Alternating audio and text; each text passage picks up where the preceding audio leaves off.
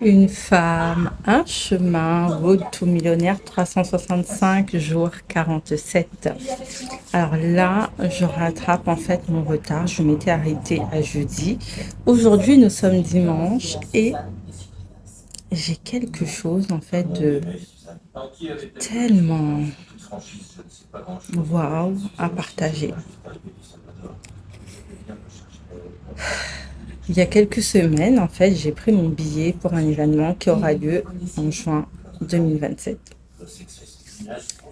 Et pour accompagner les participantes jusqu'à cet événement, l'organisatrice nous propose en fait un parcours de 52 semaines avec un audio et un exercice en fait par semaine, ou peut-être qu'un audio. J'avais pris un peu de retard parce que ça avait commencé donc le 22 juin. Et hier, je pensais m'installer pour rattraper du coup ces 2 semaines de retard. Je pensais tout simplement faire des exercices, mais je n'imaginais pas en fait l'impact que ça allait avoir sur moi, l'impact que ça allait avoir tout court. Le premier exercice paraissait très simple. Il fallait parcourir une liste de 52 facettes et laisser notre intuition parler. La consigne était claire, ne pas réfléchir, ne pas analyser et simplement accueillir en fait les 3 facettes qui venaient naturellement. Et c'est exactement ce qui s'est passé. Bon, j'ai un petit peu amélioré l'exercice, je l'ai un peu perfectionné et les 3 mots en fait sont arrivés immédiatement. Alors, il y a eu la mégalo, l'enchanteresse et la visionnaire. Je n'ai pas choisi ces facettes après avoir réfléchi. Je le rappelle, elles se sont imposées intuitivement à moi, juste en répondant en fait à la question, à savoir quelle était la facette qui me faisait la plus vibrer. La mégalo. Quelle était la facette qui me faisait le plus peur. L'enchanteresse. Et celle que j'avais le plus envie de révéler cette année, du coup la visionnaire. Je suis restée en fait quelques instants à regarder ces 3 mots et je me suis dit mais oh my god, ok ils sont venus tout seuls, mais pourtant je n'ai jamais vraiment reconnu ces facettes de moi, hormis la visionnaire. Mais je me suis dit ok, j'accueille, je découvre, je me reconnais. Ensuite, je suis allée faire en fait l'exercice suivant. Cette fois-ci, il fallait répondre à 5 questions adressées à la visionnaire. Parce que la visionnaire est celle qu'on reconnaît pour la semaine 1. La première question demandait quelle vision n'oses-tu pas exprimer à voix haute? Et sans réfléchir en fait, j'ai écrit que je voulais contribuer à bâtir une culture où les femmes apprennent à reconnaître ce qu'elles portent déjà en elles. Une autre question me demandait quel projet me semblait encore trop grand aujourd'hui. Celle-ci, je suis allée dans mon mental et puis je me suis dit non, non, non, non, non. Je me suis connectée à mon espace du cœur et là, en fait, j'ai répondu que je voulais faire de Road to Millionnaire une référence internationale de la reconnaissance de soi. Une autre question me demandait ce que je créerais si je savais que je ne pouvais pas échouer. Et là encore, en fait, les mots sont venus naturellement. J'ai parlé d'une maison vivante, d'expériences, de livres, de formations, de talks, d'événements, de communautés, d'un mouvement capable en fait de toucher des millions de femmes. Et en fait, je n'avais pas l'impression, tu vois, de cocher les bonnes réponses. J'avais juste l'impression d'écrire ce qui était déjà là.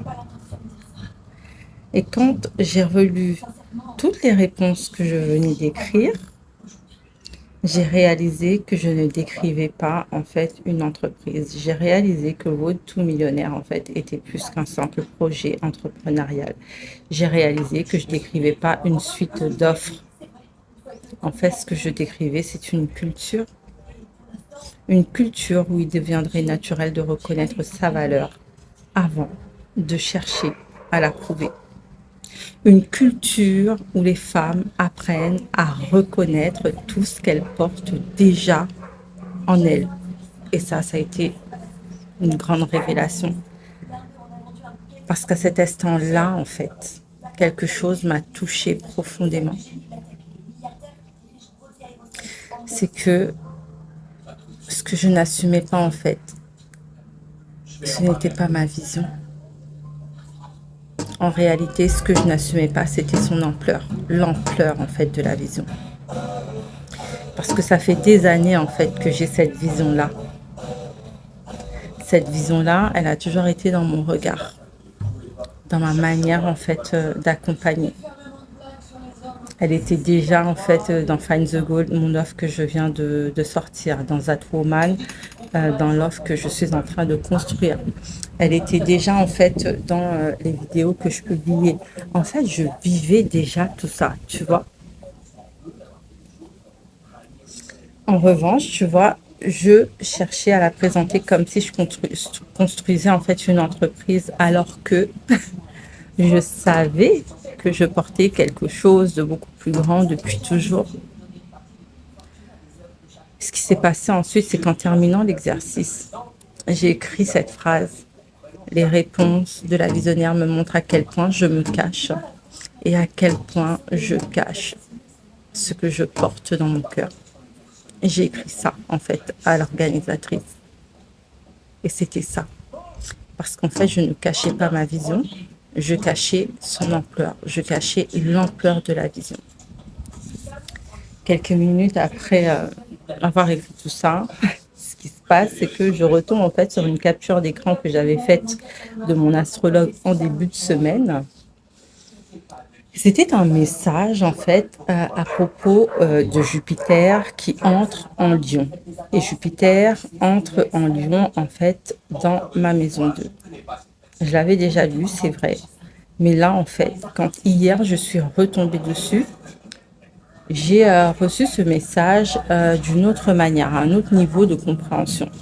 Elle parlait de reconnaître la valeur de mes talents, d'oser mettre en avant ce qui me fait réellement briller, de comprendre que mon talent le plus personnel, en fait, pouvait devenir mon plus grand levier d'expansion.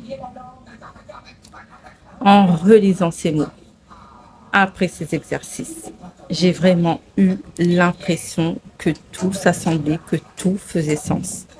Les exercices, en fait, ne m'avaient pas donné une nouvelle vision. Ils m'avaient permis de reconnaître ce que je portais déjà.